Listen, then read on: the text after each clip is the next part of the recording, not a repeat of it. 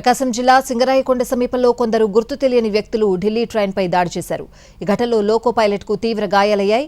న్యూఢిల్లీ నుంచి చెన్నై వెళ్తున్న రైలు సింగరాయకొండకు చేరుకున్న సమయంలో ఎదురుగా వచ్చిన మరో ట్రైన్ నుంచి మద్యం బాటిల్ విసిరారు.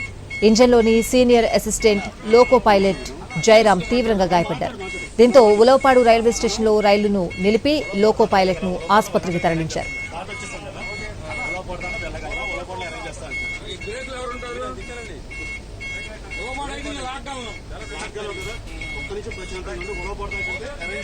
ప్రకాశం జిల్లా సింగరాయకొండ సమీపంలో కొందరు గుర్తు తెలియని వ్యక్తులు ఢిల్లీ ట్రైన్పై దాడి చేశారు. ఈ ఘటనలో లోకో పైలట్కు తీవ్ర గాయాలయ్యాయి.